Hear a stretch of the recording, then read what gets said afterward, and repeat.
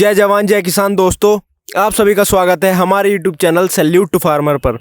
दोस्तों आज हम आप पहुंचे हैं डॉक्टर लोकेश जी के पोल्ट्री फार्म पर, जो पेशे से खुद जानवरों के डॉक्टर हैं। दोस्तों आज की इस वीडियो में हम डॉक्टर लोकेश जी से डिटेल में पोल्ट्री फार्म की जानकारी लेंगे और आप लोग कराएंगे इनके पोल्ट्री फार्म का टूर। तो चलिए करते हैं वीडियो की शुरुआत।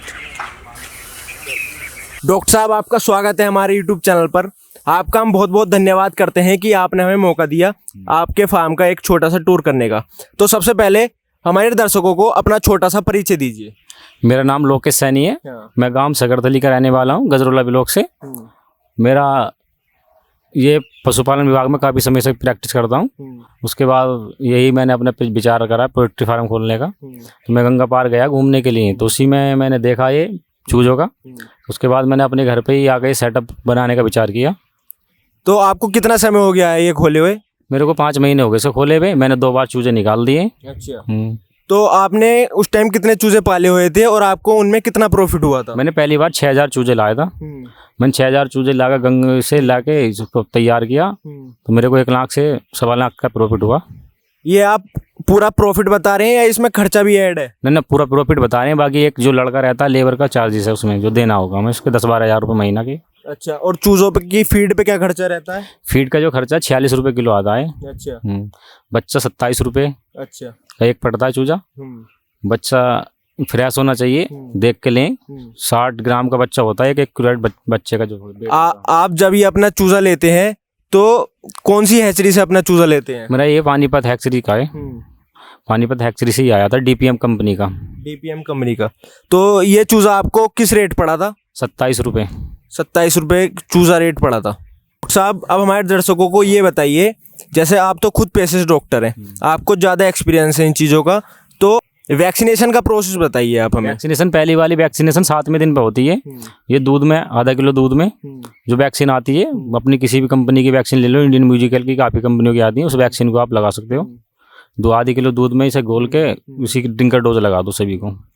जैसे अभी हमने देखा है कुछ दिनों पहले मौसम में अंतर था, तो उस मौसम का अंतर क्या चूजों पे ही पड़ा है? हाँ, इस मौसम का काफ़ी अंतर पड़ा है। बच्चे में आवाज़ होगी, नज़ला नमूनिया पड़ गया, उसके वजह से मोलिटी बढ़ गई थी। अच्छा। अब थोड़ा संतुलन में दवाइयाँ लगाई हैं इसकी। तो क्या दवाई लगाई है? ये एंटीबायोटिक दिया था कोई, बिमराल चलाया था, और ऐसे गुड़ सिरका शाम को चलता ही है। तो पहचान क्या होती है कि आप पहचान कैसे करते हैं कि आपका चूजा इस टाइम बीमार है? बीमार है, ये सांस लेने में दिक्कत करता है। अच्छा। सांस मुंह फाड़ के लेता, गर्दन उठा के। अच्छा। और आवाज़ आती है चिक चिक की। अच्छा। उसी हिसाब से इसको दवाई देनी पड़ती है। एक एमरोन का सिरप आता है। हाँ। इस सिरप को पानी में दे दो। डॉक्टर साहब जैसे आपने ये नया नया काम करा है, तो आपने कितनी जगह में शुरुआत करी है? मैंने 4 बीघे ज़मीन में शुरुआत करी है। एक सेट की जो लंबाई और चौड़ाई है 35 बाई 180 है, और 35 बाई 180 के 3 सेट है मेरे बने भी। और जैसा हम देख रहे हैं आपका साइड में भी और शेड का काम चल रहा है, तो आपकी आगे क्या प्लानिंग है? आगे की यही प्लानिंग है, जब इस काम को कर रहे हैं तो थोड़ा बढ़ के करें। बिजनेस में कोई नुकसान नहीं है, प्रॉफिट है। पर इसका सबसे मेन ध्यान रखना होता है चूजे का, कि इसकी देख रेख 14 दिन तक।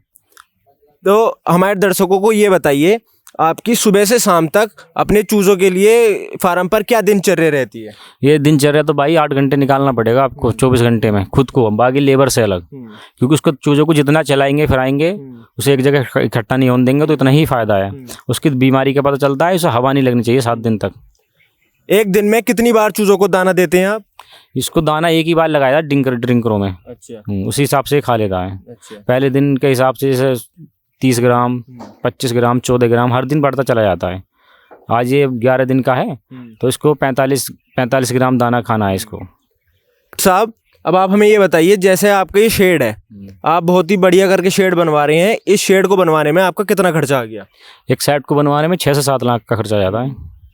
साहब जैसा आप बता रहे हैं हमें कि आपका एक शेड बनाने में 6 लाख रुपए खर्चा आ गया, तो क्या आप हमें बताएंगे कि वो खर्चा कैसे कैसे आया? हाँ, ये जो है गांव से बाहर बनाना पड़ता है थोड़ा हट के, तो वहाँ लाइट की व्यवस्था नहीं हो पाती, तो इसलिए हमने सौर ऊर्जा का वो कराया, पैनल लिए, 2 बैटरी ले रखे, एक समरसेबल कराया। उसके बाद ये टीन का खर्चा आया था, एक सेट में जाएंगे 250 टीनें। उसके बाद लोहे का और जाली का खर्चा, और ड्रिंकर का 60 से 70 हज़ार रुपये 135 बाई 180 फीट में आ जाता है खर्चा। डॉक्टर साहब हमें ये बताइए, अब आप अपने चूजे हैचरी से लाए, तो अपने फार्म में, अपनी ब्रूडिंग एरिया में चूजे गिरने से पहले क्या क्या प्रिकॉशन लेते हैं? उसका मेन काम है टेम्परेचर देखना। ब्रूडिंग एरिया में टेम्परेचर कम से कम 90 से 95 होना चाहिए पहली रात, जब चूजा आए, जो उससे इकट्ठा नहीं हो पाए। उसको हवा नहीं लगनी चाहिए। पहले दिन उसे गुड़ का पानी और उसमें मीठा सोडा ही चलना चाहिए 24 घंटे। फायदा क्या होता है इन चीज़ों? उससे इसका योग खुल जाता है बच्चे का। जब योग खुल जाएगा तो बच्चे में दिक्कत नहीं आएगी। तो दाना कितने दिन में से देना शुरू करते हैं? 24 घंटे 12 घंटे बाद दाना लग जाता है, पर बच्चा जो 24 घंटे में ही खाना चालू करता है दाना। थोड़ा बहुत जो खाता है उसी खाता है, बखेर देते हैं अखबार पे। डॉक्टर साहब, हमारे दर्शकों को ये बताइए अब कि आप इनकी मार्केटिंग कैसे करते हैं? जब मार्केटिंग जो है, ये कटर्स होते हैं ट्रेडर, इन्हों की ऑनलाइन सेल करनी पड़ती है मंडी के रेट से। जो बाकी चार्ज होता है 3-4 रुपये किलो का, वो ले लेते हैं हमसे ट्रेडर। बाकी हमें अपने पेमेंट नकद दिया जाता है। बच्चे का जो तैयारी होती है वो 35 से 40 दिन के बीच में होती है, और उसका जो वेट होना चाहिए 35 दिन में 2 किलो होना चाहिए। 35 से 40 दिन में आप इसको बेच सकते हो। डॉक्टर साहब, जैसा हम देखते हैं मौसम चेंज होता रहता है, तो आप हमें बताइए एक सही मौसम क्या होता है चूज़ों को खरीद के, मतलब ये स्टार्ट करने का काम?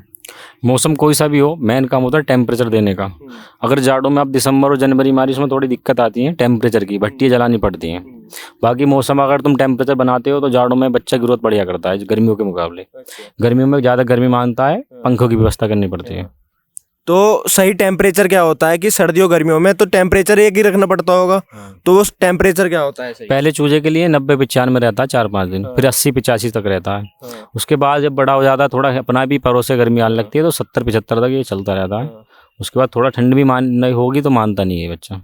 तो जैसे टेम्परेचर गर्मियों में कैसे इतना मेंटेन करते हो और सर्दियों में इतना कैसे मेंटेन करते हो? गर्मियों में तो ये पंखे चला देते हैं, और जाड़ों में जो भट्टी होती हैं बरूदे वाली, ये चला देते हैं। अब जैसे हम देख रहे हैं, आपने तो काफ़ी पूंजी लगा के अपने ये पोल्ट्री फार्म की शुरुआत करी है, मगर कोई छोटा किसान है या कोई मेरी तरह युवा है, वो कम से कम बजट में कितने से शुरुआत करे? हाँ, कम से कम 2 से 2.5 लाख रुपए में शुरुआत कर देगा इसकी। ये 3000 चूजे का हो जाएगा, 2 से 2.5 हजार। तो आराम से उसे कर सकता है। टीन शेड नहीं डलवा के अपना वैसे कच्चा वाला कर देगा। लोग बाग काफ़ी उससे करते हैं, पर बाकी मजबूताई जो रहेगी इसकी लोहे वाली सी बढ़िया रहती है। इसमें दिक्कत नहीं आएगी काफ़ी समय तक। एक बार बनने के बाद 10-5 साल तक ही चलता ही रहेगा। नहीं आंधी का, न तूफान का, तो उसमें है कुछ भी सफा। डॉक्टर साहब, आदमी जो भी काम करता है प्रॉफिट के लिए करता है, तो आप हमारे दर्शकों को ये बताइए, आप साल में कितना खर्च करके कितना प्रॉफिट कमा लेते हैं? एक बार में 4 से 5 लाख रुपए का खर्च आ जाता है इसमें, दाने का फीड का बच्चा आ जाता है 27 के। उसी हिसाब से अगर आप अच्छे रेट में 90-95 के रेट मिल गया तो आपको 1 से 1.25 लाख रुपए प्रॉफिट हो जाएगा इसे बेचने में। जैसे आपको काफ़ी टाइम हो गया है पोल्ट्री फार्म की शुरुआत करे हुए, तो इसमें आपने कुछ उतार चढ़ाव भी देखे हैं? हाँ, उतार चढ़ाव आते हैं। जैसे कि अभी नवरात्रों में मंडी, रमजानों में मंडी डाउन रही थी, तो उसमें बहुत ही लॉस गया था फार्मर को। एक सावन के महीने में, माह के महीने में मंडी डाउन हो जाती है, तो फार्मर को प्रॉफिट नहीं हो पाता। डॉक्टर साहब, जैसे आप प्रोफेशन से भी डॉक्टर हैं, तो हमारे दर्शकों को कोई लास्ट मैसेज देना चाहेंगे? हाँ, लास्ट मैसेज यही है, होली से पहले आप बच्चा डालें जो होली पे तैयार होए। होली पे अच्छी खासी 110 की मंडी मिल जाती है, तो प्रॉफिट हो जाता है। उस टाइम पर नहीं मौसम में बदलाव होता, मौसम जो है सदाबहार रहता है, नहीं गर्मी नहीं सर्दी, जिससे चूजा बहुत अच्छे से पलता है। या अगर शुरुआत करता है तो उसी करें फरवरी से मार्च के बीच में। जैसे कुछ लोग मानते हैं ये बहुत कच्चा काम है, तो उस बारे में आप क्या कहना चाहेंगे? नहीं, काम कोई बिजनेस कोई भी हो कच्चा ही होता है। कोई सा भी बिजनेस तुम ले लो, उसमें रिस्क तो लेना पड़ेगा। अगर रिस्क नहीं लोगे तो प्रॉफिट नहीं है। फिर तो 300 रुपये की मजदूरी कर लो, रिस्क तो उसमें भी नहीं है। अगर कच्चा तो है, मानते हैं कच्चा है, पर उसका देख रेख करो तो कोई कच्चा नहीं होता। जैसे हमने बहुत देखा है, बहुत लोगों ने पोल्ट्री फार्म की शुरुआत करी, मगर उनके बंद हो जाते हैं जल्दी, वो क्या वजह रहती है? अच्छा, उन्हों की व्यवस्था नहीं हो पाती, वो देख रेख नहीं कर पाती, व्यवस्था नहीं हो पाती, टेम्परेचर मेंटेन नहीं कर पाते, उस वजह से दिक्कत है। फीड नहीं खिला पाते। अच्छा फीड लो अच्छी कंपनी से, फिर प्रॉफिट होगा। डॉक्टर साहब, जैसे अगर हमारा कोई किसान भाई आपसे कोई मदद लेना चाहता है, जैसे आप प्रोफेशन से डॉक्टर हैं, आपसे कोई दवाई के बारे में पूछना चाहता है या फिर शेड के बारे में पता करना चाहता है, तो उसे आप कैसे मदद करेंगे? अगर वो मेरे कॉन्टैक्ट से जानकारी ले सकता है मोबाइल नंबर से, या फिर मेरे फार्म पे आ सकता है। मेरा फार्म सगरथली, लोकेश सैनी, जिला अमरोहा, गजरोला ब्लॉक से हूँ मैं। या फिर मोबाइल नंबर से ही मेरा कॉन्टैक्ट करके मेरे पास आ सकता है।